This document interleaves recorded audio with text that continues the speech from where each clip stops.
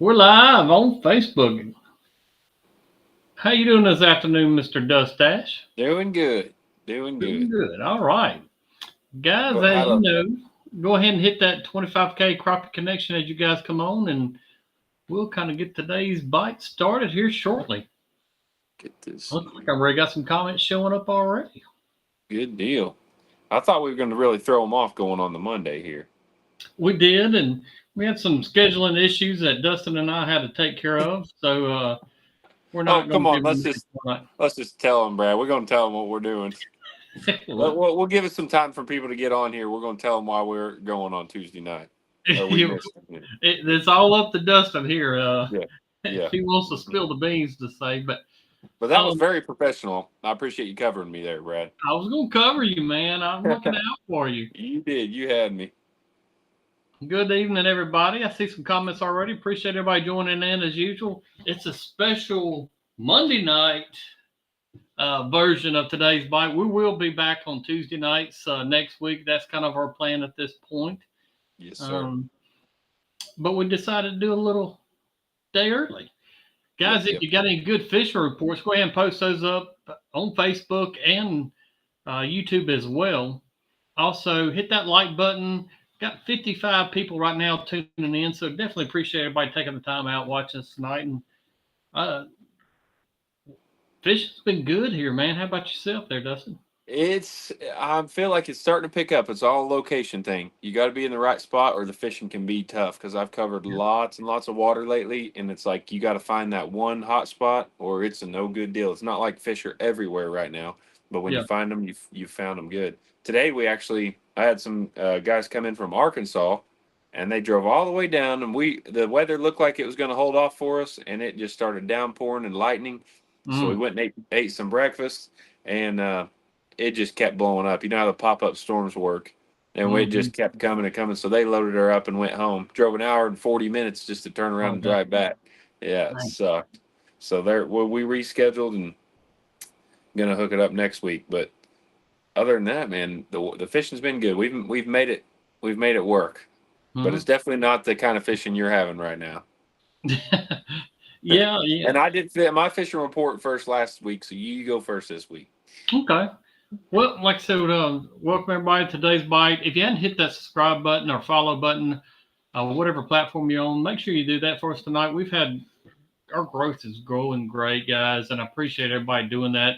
These comments, even if you're watching at a later time, and I know we got a lot of guys that watch it the next day or 2 or 3 days afterwards, and comment anyway. I mean, we'll come back and we look at them. Even For some sure. questions. I love seeing these questions even pop up after we get through every night. But hit that thumbs up every time you watch it. And I actually took a client out today, and that's what he said. He keeps track of which videos he watches by just hitting the thumbs up, and he kind of classifies Yep. them that way. But it's a good idea, Fair enough.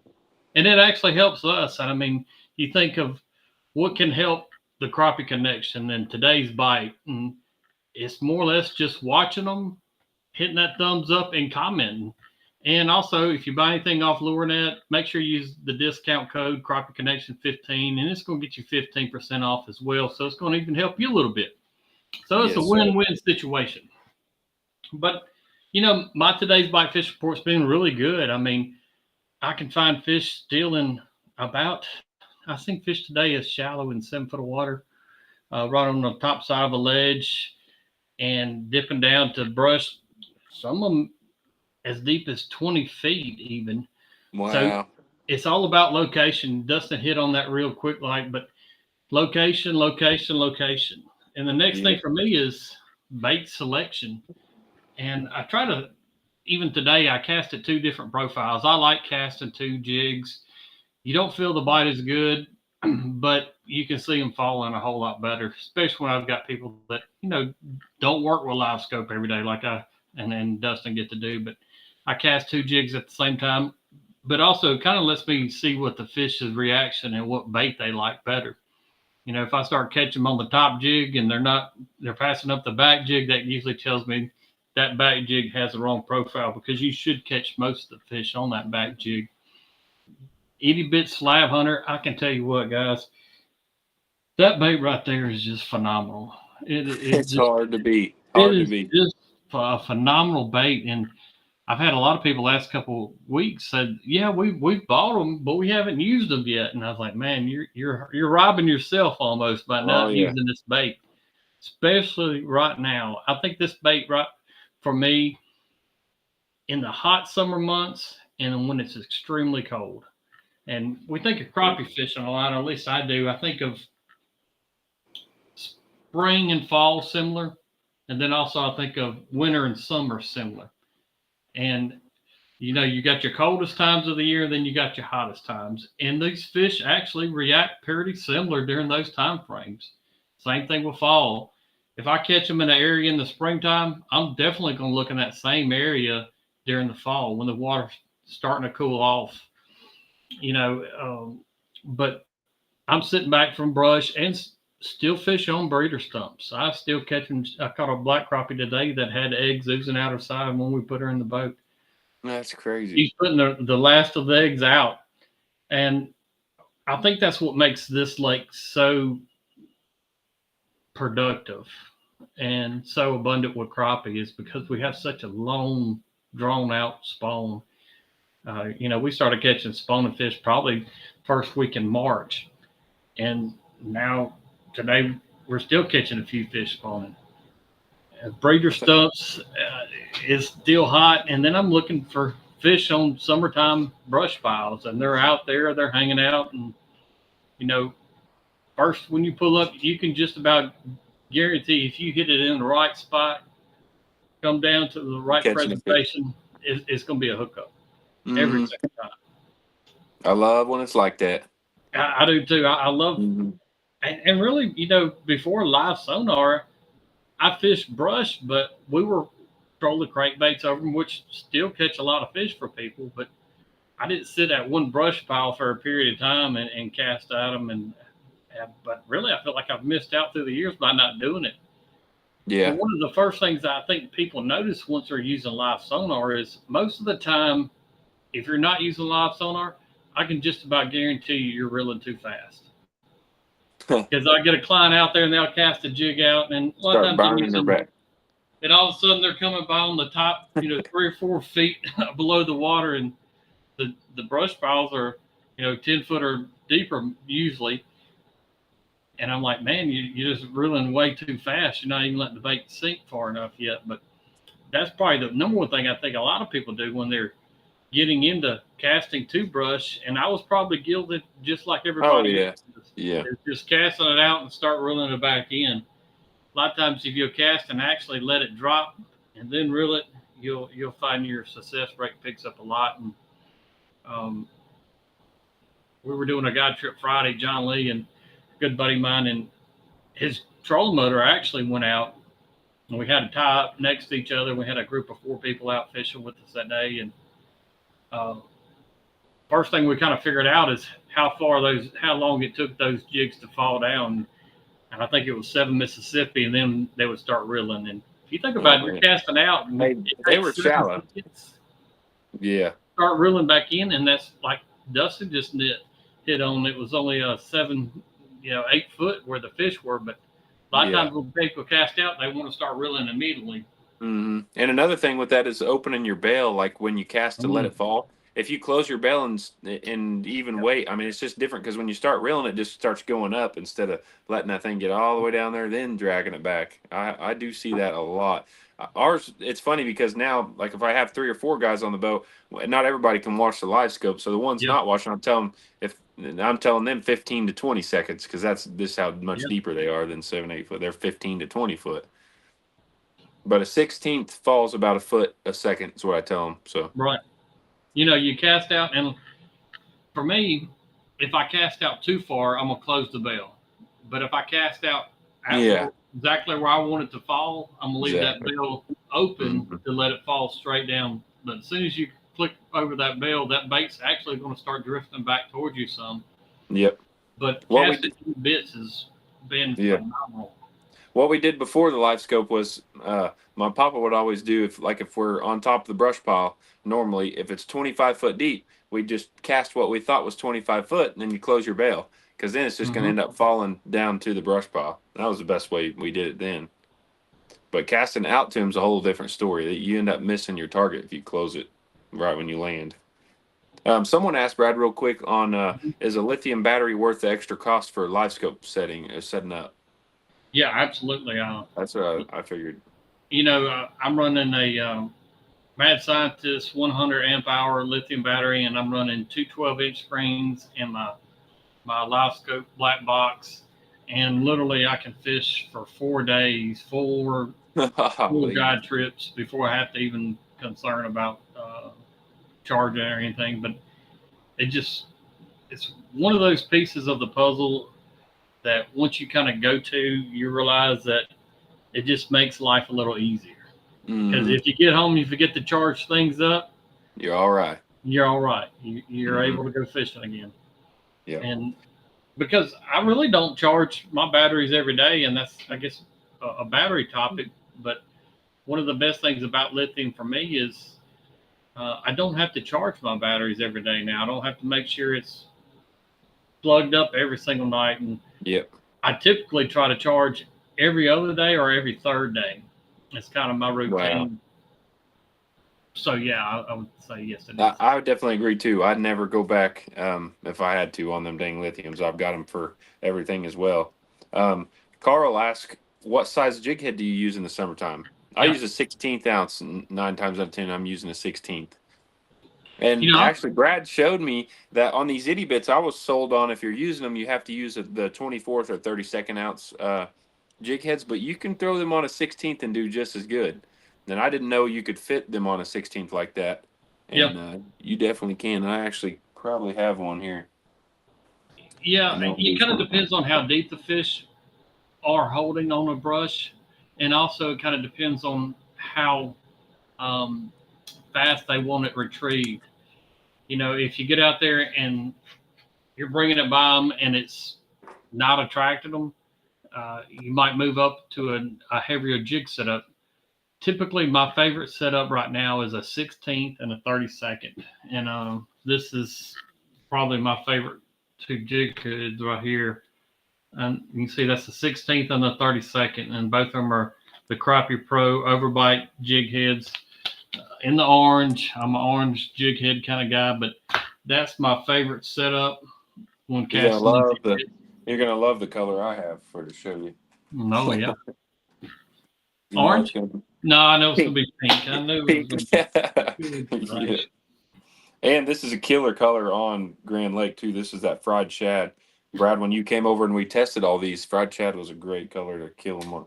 We were in the dead of summer, but that is the setup he's talking about right there, guys. Mm-hmm. And that's a 16th ounce with the – look at that tail just going nuts. That tail's something else. But that is the Slab Hunter, and that's a 16th ounce, and that will kill them in the summertime. It's a perfect setup. Fried shad's a really good color as well, but that's the itty bit Slab Hunter. We've got all kinds of colors here. This is actually the pearl. It's all a little bit color melted with the other ones, but I'm gonna show you my typical setup right here. I've got some line and I've got my reader on, so maybe I can dot them good. But this line is now, let's say it's attached to my pole, and the poles that I'm using is a 75th series B&M casting spinning combo. It's a medium light action pole. I'd say. Oh yeah. All right, my first jig, and this is the 16th. I've got it on there, and I'm gonna just set it and drop it down. And the first actually jig I'm gonna tie to my line is gonna be the 32nd ounce. And like I said, that's the 32nd. That's the bottom jig. I said I could probably do it. Marty said the itty bits are wearing them out, 32nd and 80th even, but they will hit a bigger bait as well. Hit and miss. Got to keep changing it up. Marty, you sound just like Brad. Keep changing it up. I like it. Hey, real quick, I'm jumping my fishing report because I seen the man just come on here and do some commenting. Old Chip had a birthday, and let's see if he's on here. I'm pretty sure Chip is. He just commented hashtag 2025K Crappie Connection. But his birthday trip, we went I want to say Thursday morning. And it was just him by himself. And those trips I love to do on scouting and checking areas. Mm-hmm. So I told him, we'll just bounce around a bunch of places and catch what we can catch while we're doing it and just pick off a limit that way. And we covered a lot of water and he just hung with me. We had a blast. I appreciate you coming, man. That was a good time. We used the color of the day for sure was the bone white chartreuse slab slayer, the 2-inch bait. He started with it, and I kind of threw just a few different colors, but he was definitely getting more bites on it. So just so happens I switched to that color with him by the time it was over, and we did really really good on the bone white chartreuse, and we caught our limit of good fish too. And then we went over a school of white bass, and that I Ooh. haven't done that in a while, but we were when I say a school of white bass, I had it 50 foot out, Brad, and from about 5 foot deep all the way to 20 foot deep, you couldn't fit another Good. fish on the screen. It was unbelievable. And we put 2 jigs on and we're catching doubles and catching them every single cast. It Oh was wow. amazing. And good sized big white bass. So we did that for 20, 30 minutes, had a little fun, and then went back to crappie fishing. But again, man, I appreciate you. That was a dang good time, Chip. You All bet. right, That was, I'm gonna finish this setup and we'll yeah, call yeah. Go it. ahead there. All right, this 16th is sitting on the jig, sitting on line. I'm gonna leave it alone. This is the bottom jig. That's a 32nd ounce, and make sure I don't hook anything in the house. But I've got the lines pinched here together, and they're really tight. And I take my pinky and my thumb, and I'm gonna wrap the lines around them. And then right where they intersect on the back side, I'm gonna pinch it right there and try to get my fingers out. The hardest knot for me to tie is a slow knot. Anyway, I'm gonna drop the head through there 3 times now. 1, 2, 3. All right. I'm gonna just pull it a little bit, and right where they intersect on this back side, I'm gonna pinch it right there. And now I've got my other 2 lines, the cut line and the line going to the rod, and I'm gonna start pulling it down. Pull it down, cinch it tight, and that's about an inch loop knot. I don't know how well you guys can see Yeah, that. you see it pretty good. Okay. Stephen Sullivan, I'm sorry you had to see me bite that line with my teeth. He was on here. He just I saw commented him a while earlier. ago on there. So he's watching. Oh, He's Richard watching. Crawford. How's it going, Richard? Now I got this set up, and I'm gonna take it about 12 inches above the bottom jig. I'm gonna set it where I want it, lock it in place, grab those 2 lines, same thing as I did a minute ago. Pinky, thumb, hold it tight, make a loop, pull my fingers out of it, pull it through there 3 times. 1, 2, 3. All right. I'm gonna just pull a little bit where they intersect on the back side right here. I'm gonna hold it right there and pull my 2 lines down. And that makes that's about a 1/4 inch loop. All right. Then I'm gonna take my itty bit, because actually this question gets asked. But you got ribs on the bottom of this bait, and then on the top side is smooth.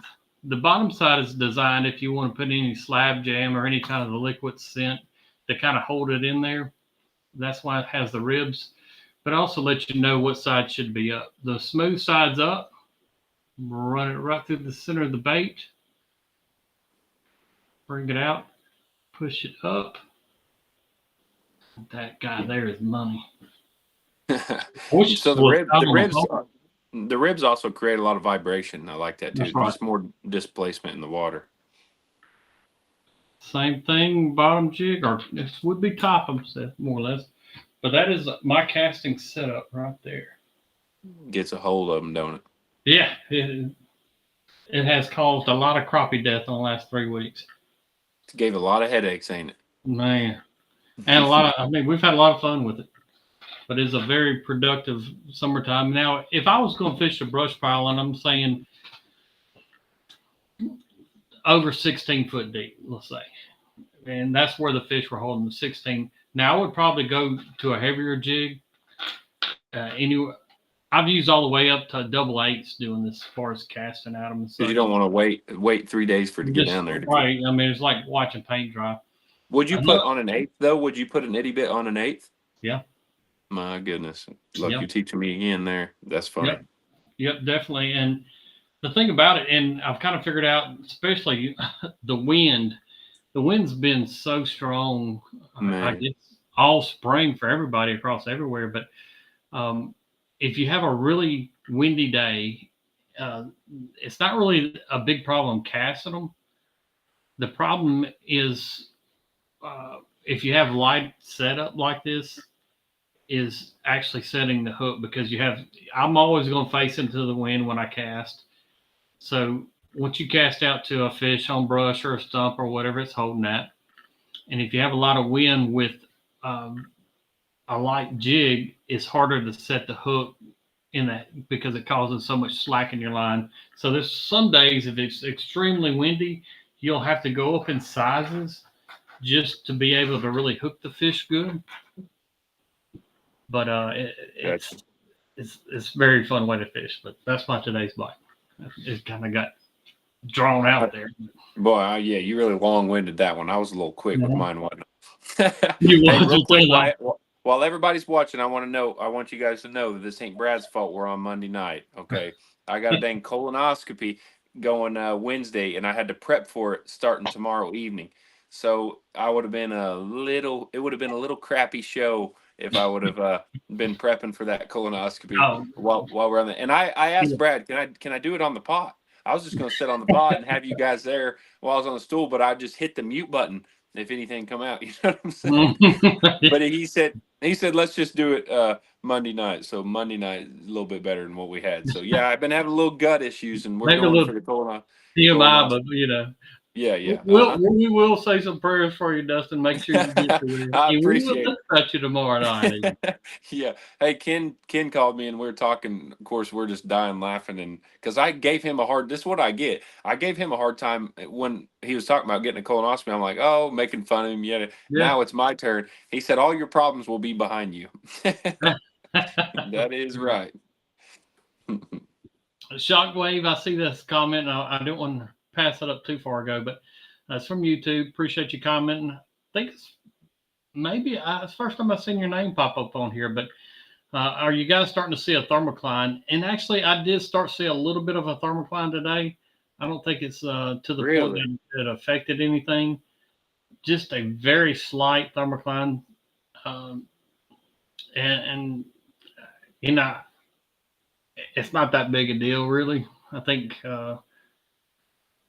it gets I kind of can't wait. you can yeah bring your fish up. Yeah, I can't wait. Okay, let's keep it rolling. I think Dustin, you All must right. be getting nervous or something. No, what? I was just wondering.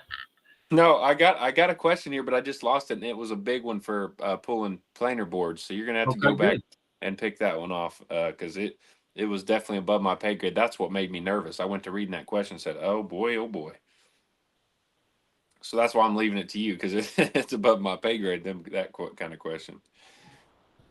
Well, Okatibbe has been good. We're getting some fishing reports. I appreciate it, guys. Okatibbe has been good. Getting back on the summer pattern. Any jig with orange is working. 12 to 16 foot of water on structure. That sounds like a good Grand Lake report right now too. Orange is a great color as well. mm-hmm. Orange and Cajun cricket. Cajun cricket's been really well. I don't see your. Yeah. Tracy said it's the first one that isn't a shame. It's when you want a second and third opinion. Yeah, definitely. And Chad Wright, and Chad's a master caster as far as jigs, and appreciate the question there, Chad. Have you ever tried casting with an open face? You can control the fall so much better. Chad, you guys that can do it, my hat's off to you. But my issue with the open face is just for the simple fact that I have different people in the boat every single day, and uh, a lot of people have even struggles casting with open spinner reels, much I less was an gonna say, open face. when you say open face, is that you meaning a bait caster? Is that Yeah, the same yeah, thing? Okay. See, yeah. we call our spinning reels a open face. I thought that's what I always called them. So man, maybe No. I'm saying it He's wrong. talking about a small bait caster, Bait and caster, yeah, I've seen it's a lot of those. these guys that are very good at it. And like I said, Yeah. you can control it a whole lot better to say. And that's kind of like at that other end of the spectrum. That's on the high end of being really good. Yeah. So I'm not that really good yet. And it's hard to cast that light of stuff with it. I mean, I know they have setups with it. I've tried one here recently, actually, and it's not easy throwing that thing 30, 20, 30 foot. Better yet, when you need to cast even further with those open face. I mean, it's easier just to grab that line and launch that booger. But if I had Yeah, something heavier, I definitely would like to throw it with a bait caster, open face. yeah. Somebody saying about casting in 15-foot wind. I think that's all I get to fish nowadays, and is in 15-mile-an-hour winds. That's what it seems like anyway. Oh man, we got a good question here. Mm-hmm. First of all, I'm going to read Tracy's fishing report real quick. North Alabama has been good. Old school cork and minnows. Clients Yeah, have been loving it. Just dumbing it down. Pushing minnows have also been good. Man, a cork and minnows pretty fun fishing. Watching that bobber go, and there's a trick to watching them bobbers too. Um, Thank you for the fishing report from North Alabama. Now, James has a big question. He says, big question, guys. For the last several tournaments, I'm finding really good fish while pre fishing. But when tournament day comes, I'm not catching the good fish. They either have moved or get lockjaw. Why can't I get it to come together? I'm smiling because that is the number one tournament kryptonite. It's like, welcome to tournament fishing because that just happens sometimes. You got to stay positive and keep after it. I mean, sometimes it's just that it's either your nerves and you're not fishing the same you would just comfortably while you're practicing, or I mean, it's just I feel like it's a big head game at that point. I feel like the fish haven't moved; they don't have as much lockjaw. It's just a big nerve wreck thing, and I don't know. It's just hard because I feel like that happens a lot in tournaments. A lot of mm-hmm. people are always on them, and then when you go to fish the tournament, it's just a whole different ball game on game day. My question would be: are you locating fish, open water fish? Or are you talking about you're Yeah, really patterning fish on because it's gonna be some a type of timing. structure or ledges or Hmm. such? Open water crappie are the hardest to stay on a consistent pattern. And you think about that, and the reason why is they got nothing else to do but swim. Yeah. So And you know open water what? is hard to stay in the area. Dustin Shields has had a really good comment. He said, "Don't stick the big ones pre-fishing." Well, if you're also catching the fish, like you said, if you're catching good fish during pre-fishing, those spots will only last so good so long, I guess. So, Mhm. like if there's 10 big fish in that 100-yard stretch and you caught 5 of them, you can't expect to go to the next day. Your first day of fishing a spot is the best. Like if I find a good loaded brush pile and I go guide on it, I can guide on it 3 or 4 days, but the first day was the best day. You know what I'm saying? And Yep. then it's like it starts dwindling away every time you're fishing it. So I could say if you're pre-fishing a couple days and you're fishing a spot hard, that's the reason you're also having that problem too. I guarantee it. Two, and I want to go back and hit some other questions before we get too heavy on this subject. But um, my thing is, if you locate fish in that area on a particular pattern, look at the night before a tournament, an area on maps or on your Navionics that match up to the areas that you've located, and have them as a secondary spot that's fresh. Hmm. A lot of times, you will win a tournament one day, or a lot of people do, and I have in the past, off a spot just by locating it on the map that fits the perfect scenario that you've located in pre-fishing that you hadn't fished yet. That's completely fresh, and just like Dustin said about that fresh area, Yeah, that can be a lot of difference between winning and losing, to my mind, and because just covering some water. one fish makes a huge difference. Mm-hmm. Huge difference. It actually breaks my heart when we catch a really big one during pre-fishing because it's like, oh, we could have used him. That one hurt me. That was gonna hurt me. Yeah, exactly. Guy Brooks, is the heavier jig on top? And if so, why? Yes, the heavier jig is on top. And my thought process, which could be right, could be wrong, is this Pretty heavier right. jig is getting the resistance from the rod and getting pulled. So it's a little bit heavier. The lighter jig, it has more freedom to move and be more lifelike. And also, it's a smaller hook. So whenever the fish do bite it, a lighter jig head, they're likely to hold on to a little bit longer compared to the heavier jig up front.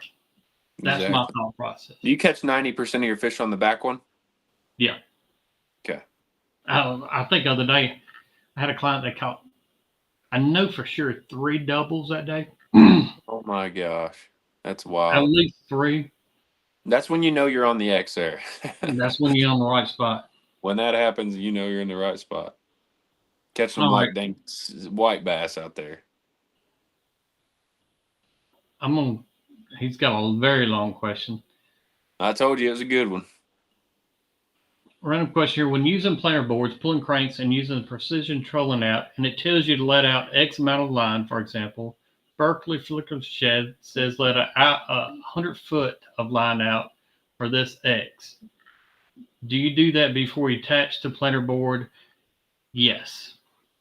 Let's say if you're wanting to run, the app shows a Bandit 300 that goes 11 foot with 45 foot of line out, and I could be wrong on the amount of line out to get that depth, but I'm gonna let that amount of line out, clip my board on place, and then let the board out to whatever the distance on the side of the boat that I want it to be. But that line being attached to the board and then is where the depth that is going to be achieved from that point is from that board itself. So you let your line out, clip it to your board, and it's going to pull it to that depth. I think that's the whole question. Yeah. Real quick, Brad, too. What are those hook sizes on those? The 32nd and the 16th. I don't know if it says on here. It looks like a number 6 to me.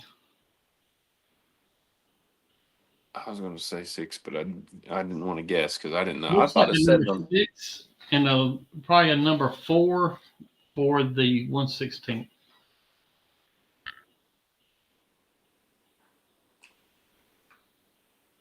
Yeah, that's what I'm thinking. Let me catch up. I'm agreeing with Brad on that one, guys. He's a little better at looking at those. Jeff Martyr, Chico is slowing down, downsizing, and distance helps on deeper structures. Absolutely. What's up, Greg? Greg and Ginger, Mike Martin, Tracy. I think I'm trying to catch it with you guys. Come All on. right. Jonah, he's asking, how far on average are you away from stumps, brush when casting? The closest I like to be on stumps is 25 foot. And Wow. from 25 to 40 is kind of my comfort zone. Man, that's crazy. So, and you're using 6-pound line, right? 6 pound, and if it's a very rough brush pile, or I know I'm fishing some heavier stuff, I will move to 8 some. But 6 is really where I'm comfortable at. You can get a few more jigs back if you use 8 pound, but it does affect how slow that jig can fall. The heavier the line, the slower the fall rate, which can be good. But I would say 6 to 8 should be where you typically will be at. That's what, Monday night? Yeah, Monday night special. Yeah, Monday night. Monday This is night the special. only. Hopefully, this is the only time we got to do this Monday night deal in a while. Also, a quick update. I've seen last week Hunter did a oh yeah, competition at a local restaurant here. I think they started out with about 14 contestants, and he's made it all the way up to the top 3 or top 4. man, Again, my man Hunter. He's putting it on them, man. He's tearing them loose, and very Good. proud of what he's doing. If you guys are anywhere near Jackson this Wednesday night at Burgers or Blues over in Brandon, Hunter will be singing again.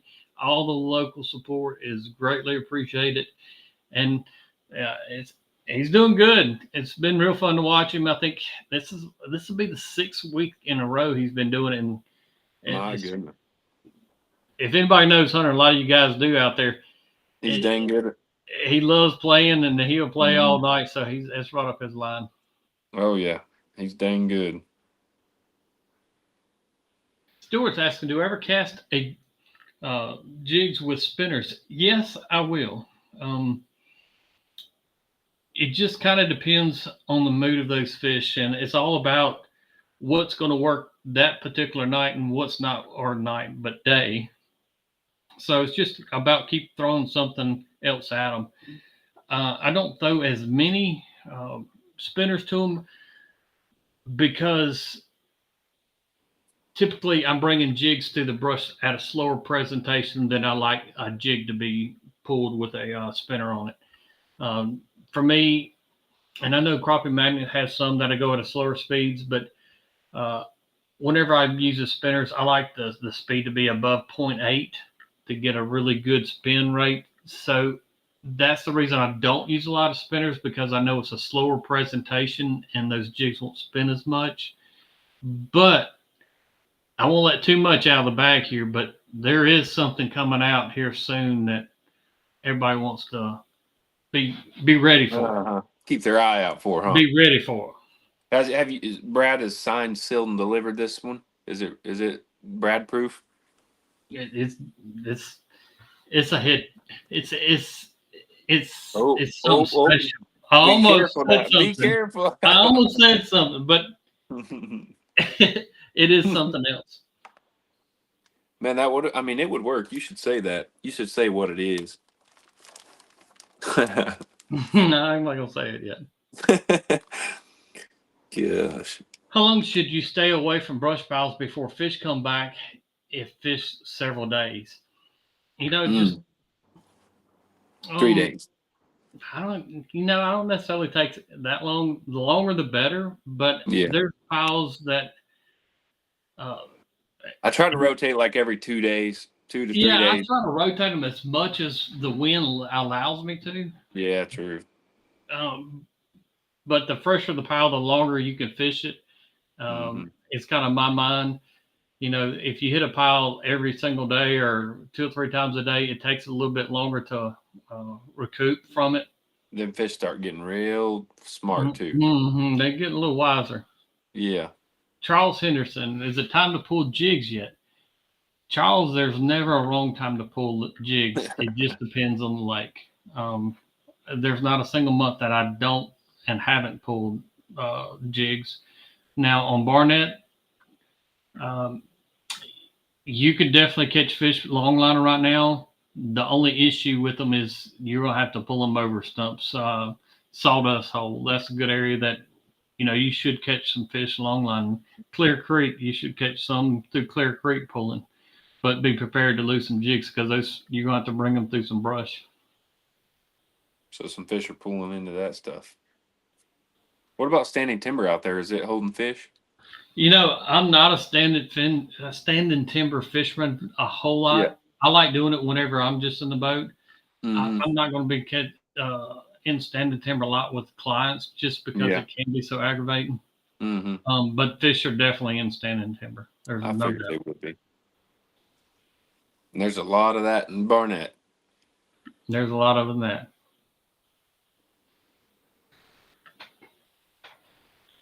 All right, guys. Kent.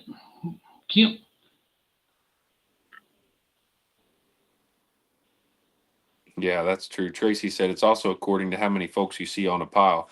You stay there too long and it'll get fished up every day. Yeah, that's Exactly. right. Same here, buddy. That's a big time. I try to hit them early and quick.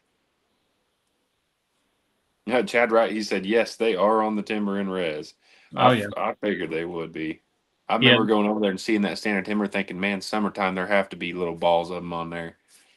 Yeah, they're definitely on standing timber on the timber. I'm just not a big standing timber fisherman. Yeah. They'd have to get on there thick for you to get after it, and when you can fish those other piles. Yeah. It's just never, like I said, if I'm in by myself fishing, but fishing with different people in the boat, I prefer not to fish it. And if you fish standing timber, typically you need to be using a long pole. Yep, that's true. Working man report from Sardis. Fish are still scattered. Assume it's still the water gets warmer and they move to the deeper, cooler water. Plenty of fish on brush tops, mostly shorts. I was throwing a 16th hand tied on top with a 16th fin spin on the bottom. Absolutely. Sounds like a killer setup. Bill Valentine, where's Barnett located? It is located in Mississippi. We're right in the central part of Mississippi. I live in and got out of Ross Barnett and Ridgeland, Mississippi, where I live at. He's that lake's daddy. No, there's a lot of daddies on Ross Barnett.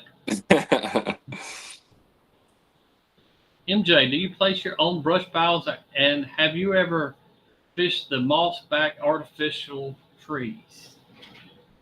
First That's a answer good to that question. Real good is question.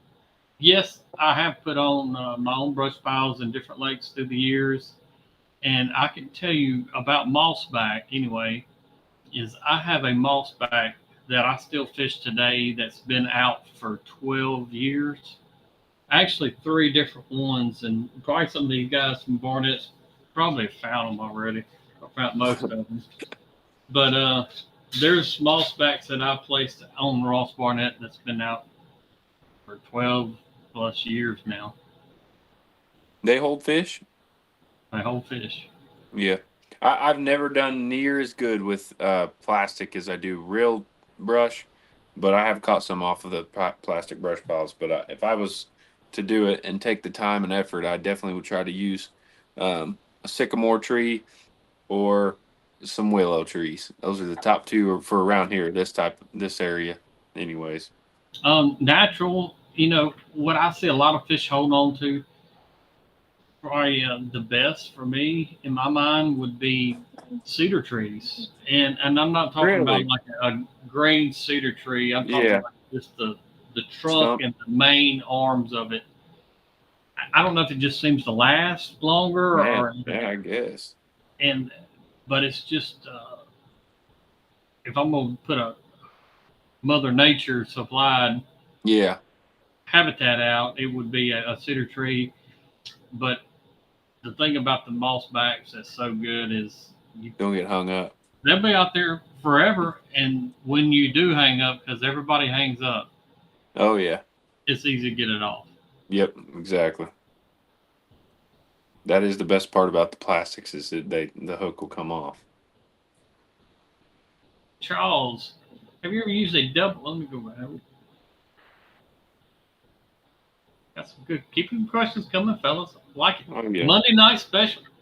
Oh, Travis Goodwin's in the house, man. I've been waiting for a fish report from you, man. I know you've been Mhm. after him. Somewhere you've been catching him. He says tried vertical jigging with the long rod Saturday on Eufaula. Caught a few that caught a few way, but they weren't reacting well. A few that way, and they weren't reacting well. Boy, I can't read today either. Finally tied on a bladed jig that morning with a short rod and started pitching and casting to them. That was the ticket. Fish were hammering a moving bait. Fishing 4 to 8 foot of water, and the majority of them were on bottom. So he had to go to more of an aggressive. He was vertical jigging and swinging by with a blade was the trick. So getting more of a reaction bite sounded like, and sometimes that is the ticket. Not giving them enough time to do anything but eat it. Mr. Henderson is saying, do you ever use a double jig setup with a jig on top and a straight minnow on bottom? Spot rigging, was a standard setup. Not casting too Yeah. much. I haven't cast it like that. It's kind of harder to cast a minnow. I mean, it still will work, but when you cast a minnow, it's hard to get it to swim right. It's almost like they'll do this number when you're reeling them back, just because not. I mean, hooking them on right is tough. So they'd almost have to swim with your jig to make it perfect. But it Mr. can Charles, happen. It and a lot can of work. guys that's known me a long time will probably know what I'm about to say about jigs and minnows. Minnow lives matters, and I'm playing that jokingly. There's not a lot of times that I use minnows. It's just there's so many great baits out there Yeah. that very rarely I use minnows. Nathan Wood, do you fish with a green glow light at night? If so, what brand do you recommend? I have one actually at my cabin, and to be honest, when we were using glow lights, it was typically off of a pier or a dock. We won't get that started. Look, I was about to get it, but you clarified it. Pier or dock. But We won't that's get this. typically when I used a green light, and they were real fun to do. Uh, but I have I usually get the fish during late daylight hours.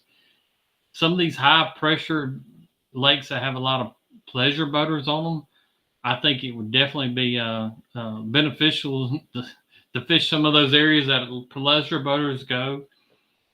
And I For seen a sure. comment the other day. I don't know if it was last week's today's bite. Somebody asking about how do you fish areas uh, that has a lot of boat traffic? Does it affect the fish?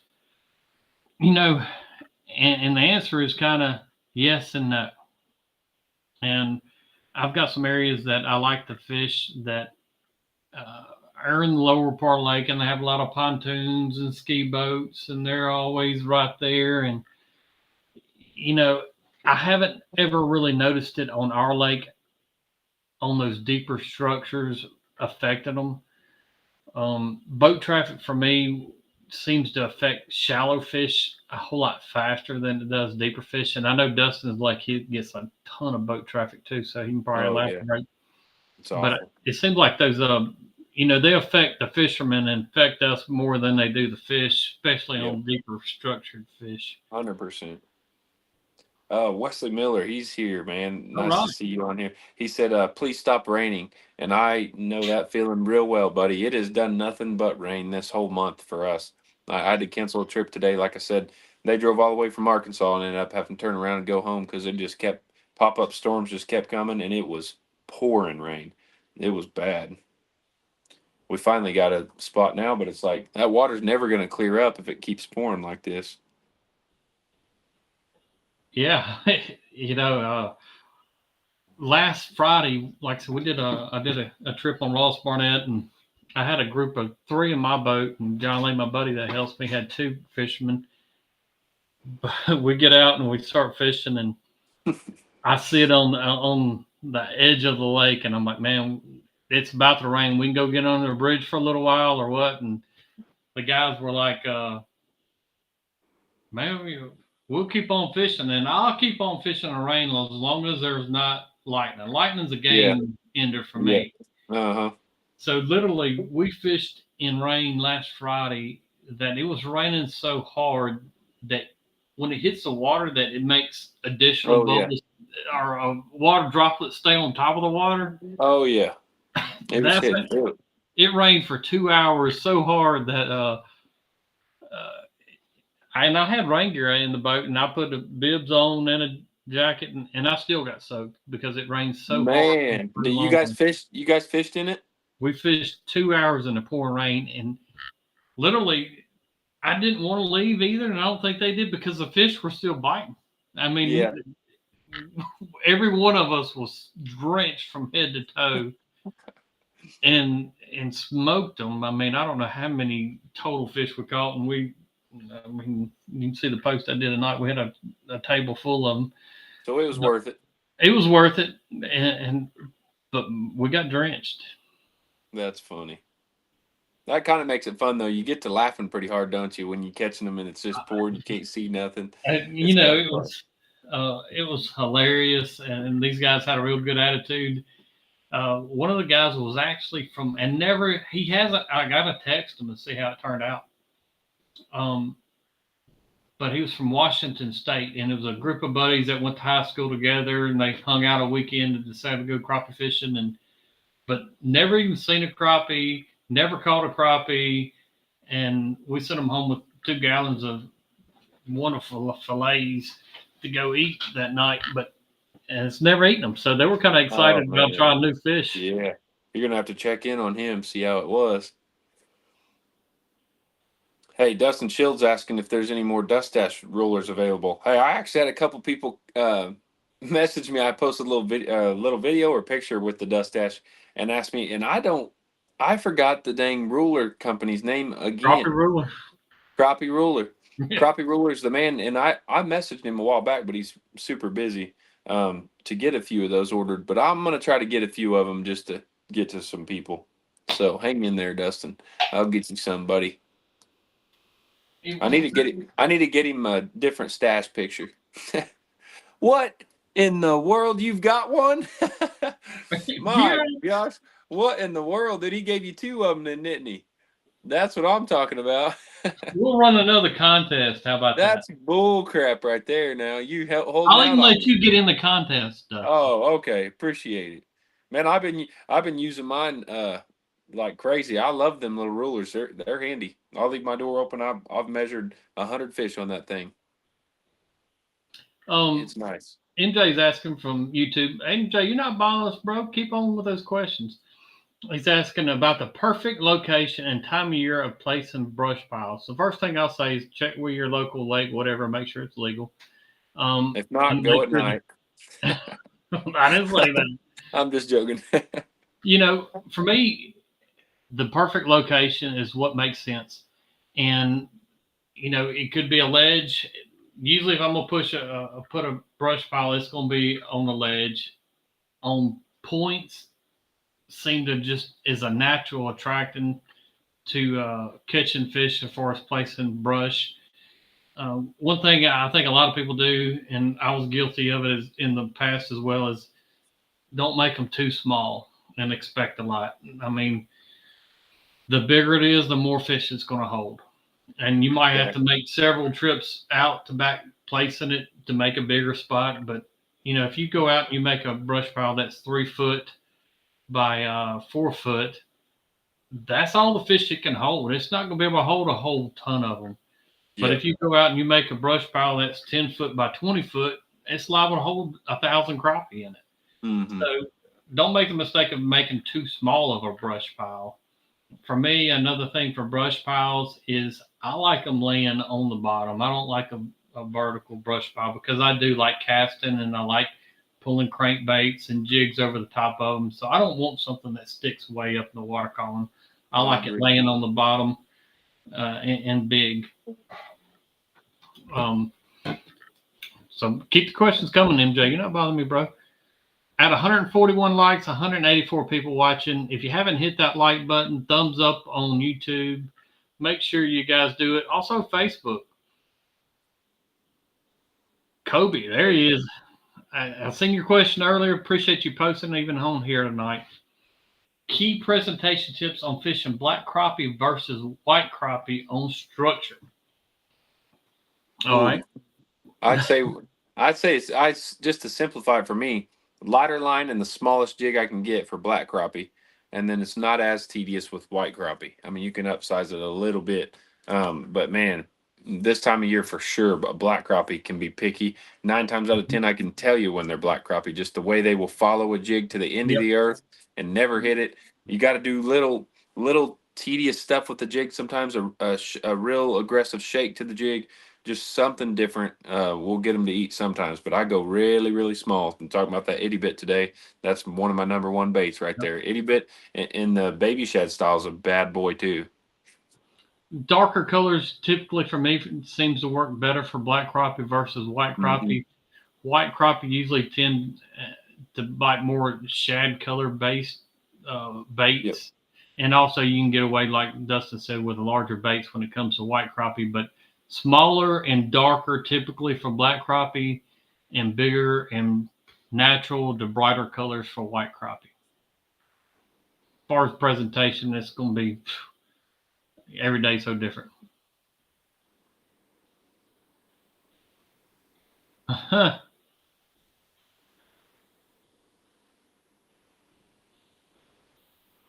I'm going quiet there. Tony Van Norman and Marty. Also seen, if you guys, this is the first time you're watching today's bite in the Crappie Connection, we would love for you guys to post on the board here and let us know. This is the first time you're watching. Uh, and definitely, like I said in the beginning, appreciate you guys tuning in every single week. Some of you guys, I know it's a lot to even ask of you guys to come on here and comment and tune in to us every week. But I can tell you personally, and I know Dustin as well, we appreciate you guys for coming on here. It really helps us out more than you can think of. Also, I'm getting ready.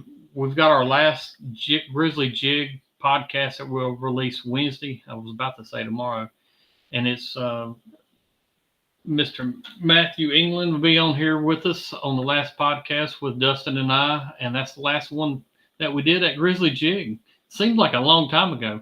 Man, it doesn't. Ain't that crazy? This will be the last Last one podcast we made there. from Grizzly. So Gotcha. That's I've awesome. got some more.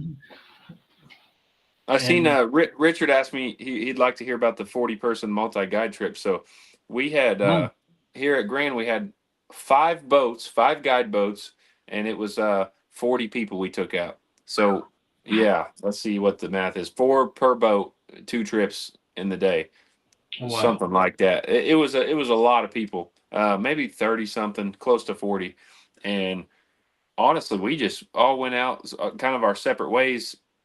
Of course, I mean, heck, Richard will know. Hayden, he went for crappie. A few guys went with him for crappie in the morning, and then we took big groups out for whatever would bite. Pretty much, they're just wanting to load the boat. Those corporate trips like that. I mean, if they're catching fish, they're happy. They went on a trip the year before, and nobody caught anything. That big a group, and nobody caught fish, and it was just tough. So they came here, and we were just really focused on loading the boat. So we went to that white bass spot that I was telling them I found earlier, and man, we caught them like you wouldn't believe. Just sit there and pounded them. I think we caught around 80 the first trip of the morning, and around 70 the second trip in the morning, or the second trip in the afternoon. But we cleaned over 500 fish, 520 fish, crappie, and I went fishing and did some crappie there at the end. Stopped and caught a few crappie. We cleaned a little over 500 something fish, and I still fit cleaning fish in my sleep after that pile of fish, because the pile I showed there, Richard, was just the morning trip. So we did 2 piles that big. It was a lot of cleaning fish, but it was fun. Super good time. They grilled out there, had burgers, and it was a good time. Sean White, if you start catching sand bass, do you move shallower, deeper, or move spots? When I start catching sand bass, Mm-hmm. like to catch them or get away from them. To get if what is I guess The more or trick, less, if you're catching sand bass, does that mean you need to move deeper or shallower or just move? yeah, you just need to leave. I mean, I say that. I say that. Shane Lynch, did you see his comment? No, yeah, Hope tomorrow's not too crappy. no. Uh, but no, I would say with white bass, there's crappie mixed in them. It's just tougher to catch them. You really got to work on catching the crappie out of there. So probably just move to a spot with more crappie. That's what I would say. Because we catch crappie with white bass all the time, but it's Yeah, definitely the white bass are so much more aggressive. It's hard to yeah. get to the crappie. You got to slow your presentation down. Mm-hmm. Hilly roads. Have you ever happened where crappie won't bite smaller jigs, only hit larger ones? Just happened to me. The guy was fishing a 2.5 inch curly tail, and I was fishing tiny garlands. Yeah. I mean, that's why That you could just have been let these fish dictate. That could have been as far as though the curly tail too. Sometimes just the more aggressive bait does get a more of a bite. Just triggers them a little bit more when they're in that mood. Seeing something flying by them with a lot of erratic action, they'll fly up and hit it before they will another bait sometimes. But it does happen. That's why we switch through so many baits. And it just seems like one will work better than the other sometimes. Tristan, I see his post is here on YouTube. He said to tend to catch bigger fish off smaller structure. I will agree with that. And also for bigger fish, if I can find structure that's sitting at a 45, they can get up under. Those bigger fish are always going to pick the very prime location. And They I think love there's it. a lot of big fish in big pieces of structure. And typically where I catch those at is in the very perfect little spot on that structure. And it's not, it might be the size of a basketball hoop size in a 10 by 12 brush pile, but it's one spot that's those big fish are still in. And For sure. uh, last week I seen a scenario on the lake while I was fishing that it was 2 stumps that I'm fishing, and they're I'm gonna say 12 foot deep, but it was 2 stumps like where my fish are, and the fish were positioned in between the 2 stumps. So literally, when we'd cast down. I'm gonna say cast down, come over the second stump, and these fish were holding in between 2 stumps. Oh You would drop man. it down, and man, they were just really big fish sitting right between 2 stumps. It was just a perfect scenario, and I don't even remember where it was. Sure you don't. You could take me right to those two stumps. Don't lie to Yeah, me, buddy. yeah. I couldn't even tell you where it was. I mean, But I I bet thought when it you was hook like, one, you got to get them up out of there, hun, before they get hung in that other yeah, stump. I figured. but it was like the perfect scenario. Two big Oh stumps, yeah. fish in between them. And they're all just looking up, waiting for something to come by. Yeah. Roger, hot summer. Let's see, put it on here. Hot summer. What depth do you start looking for black crappie? I go a lot shallower than the white crappie. Seems like black crappie will go up in docks and get really shallow, like 2 to 4 foot deep sometimes. You know, I'm gonna say the same thing as Dustin. I've seen some black crappie in the middle of summertime be on some Crazy brush and shallow. it be 4 or 5 foot deep. Yeah. Um, And your white crappie will be down there 15, 20. Cracks me yeah, up. I know of a stump that will be loaded with black crappie every single day, and I'm talking 50 plus fish sitting on this stump, and it sits the top side of it's in 4 foot of water, and it drops down to Yep. about 12 or 14. Um, but it's hard to fish it, kind of. They'll be on that top side, won't they? They'll be tucked up underneath a big old log there. Mm-hmm. Working man, when you coming up to North Mississippi? Right now, I'm planning on coming up probably Friday night. Oh boy. You fishing? Well, you fishing this weekend then? Yeah, I don't know if I'm gonna bring on the Big barge bring or a not? boat or not, or jump on and just do some podcasts. And if you guys got any good ideas about some topics that you want to cover, as far as podcasts goes, throw them out there for me. As far as the summertime, I'm always looking for different ideas and different guests and different subject lines. And I know I've got another biologist that I recorded that we haven't put out yet. That's going to come out soon from Kentucky about some of their ways they're going to do Kentucky Lake and all that kind of good stuff. Tracy, I would definitely look at it.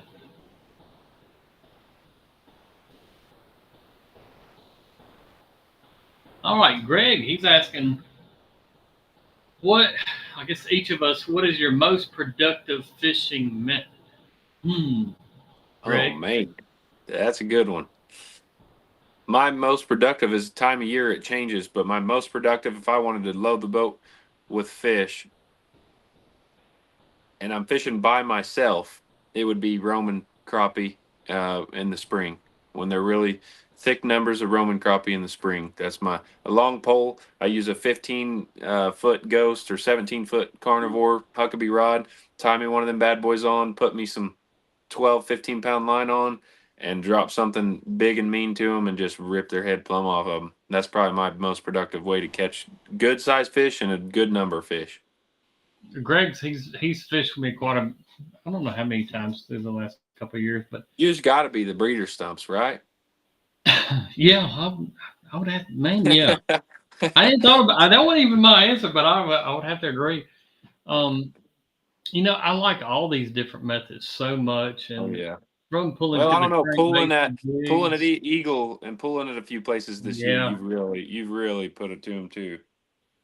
I don't know if I have just one, and it goes back to the Yeah, month. that's what's tough. Yeah, the month. It depends on what month is the method. Depends on the month. The Because I month can't of do it June. right now. I can't do that right now. So, and then I Mhm. mean, yeah. So this time of year, my favorite method is getting on big schools of crappie, throwing slip corks or jigs straight down on them and ripping them off too. So 7 foot dingo, letting them have it. Definitely time of year thing. But if I had to choose one, it would be sniping them boogers. Yeah. Charles, that's a big old question there. What are your thoughts on the new regs? We actually discussed it before, some of that. Um,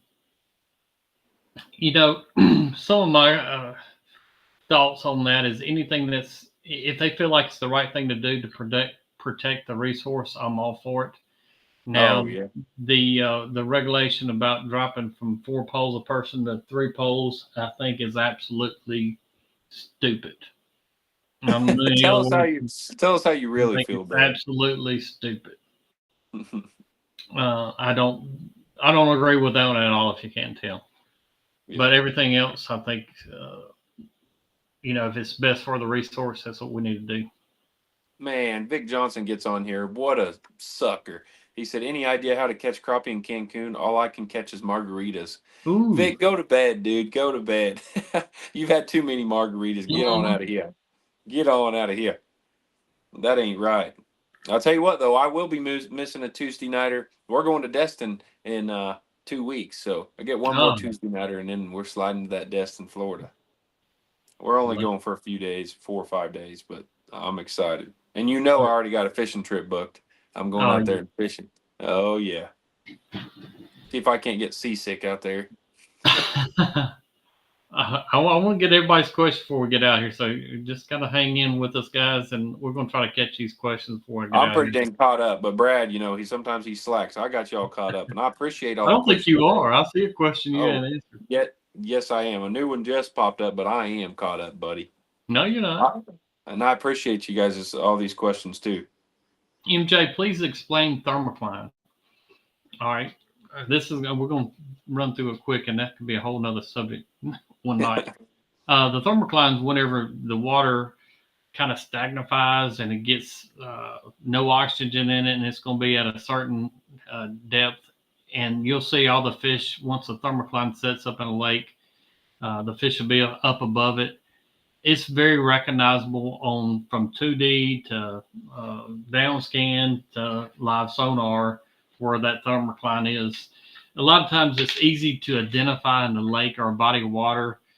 Is if you didn't have any electronics, you'll start seeing a few fish float up and die. And also for like our reservoir, Ross Barnett here, is if you drive over the spillway, because that spillway's actually being pulled from the bottom of the lake. But if you drive over the spillway and it smells like rotten eggs, that is definitely a thermocline setup. Pat, when casting, how far are you running the scope range? This was a Facebook question that. Oh yeah, I saw that. But you covered it. You covered left you out, Pat. But I got covered it. I got you. I got you. Go ahead, buddy. Cover him up. 40 feet is where I'm gonna have my range set up whenever I'm casting. If I'm looking for brush, I'm gonna run it all the way out to 100 foot. If I'm running a Garmin units, whenever I'm casting, I like the 34 over the 32, just to kind of get you ahead of there. There you go. And one more, Brad. This is one that you're going to have to cover. Brad, what kind of baits are you pulling? Jigs, bandits, delta, tackle, etc. And that's going to be probably a variety. Knowing Brad, I bet he pulls all of it. I've got mainly the stroller, though. Mainly the stroller. Jigs, is going to be the Bobby Garland stroller for his long line jigs. This bait for me through the last 12 years has literally, I would love to know how many crappie has caught with me. It'd be a wild number, wouldn't it? It would be a wild number, but I have so much confidence whenever I'm long lining jigs with that bait. And I've caught them all over the country pulling them. Bandit 300s typically the crankbaits that I run. I've run deltas and I've run picos and other ones, but bandits just been since the beginning. It's kind of like the stroller. I just have a lot of confidence in pulling bandits, and it just kind of depends on the body of water what seems to work better. Guys, we're ready running over what we normally do, but look at us. Definitely appreciate everybody coming on here. We're shooting for next Tuesday night for today's bite. Be back on regular schedule. Yes, and shoot me some comments, private messages, anything you want as far as things you would like to see on the Crappie Connection for his podcast, and we'll see if we can make it happen. Definitely appreciate everybody tuning every week in. I just released today my top 3 setups for the month of June, and I kind of go through about casting these jigs, and also I won't let all the secrets out, but I discussed 3 different setups that I have a lot of confidence in the month of June. And if you haven't seen the video yet, please take a look at it and hit that thumbs up. help you bro out here. Hit that thumbs up. Thank I you every appreciate you night guys very for much. coming on here, guys. See you next Love Tuesday. doing today's bite. And Dustin, let me see what's a good terminology for you tomorrow night. Yeah. What's a good hashtag for Dustin tomorrow night, guys? Before we get out of here, there's only 3 people. What would be a good Hashtag the Crappie Show. Yeah, What? I'm Well, telling we you. would love Yeah. some good hashtags Hey, for Dustin tomorrow night. Colby said, "Don't trust a fart, Mustache." Yeah, Yep. guys, colonoscopy Wednesday, but I start prepping for it tomorrow night. So, say a quick prayer for me, or my toilet. Say a prayer for my toilet. That's right.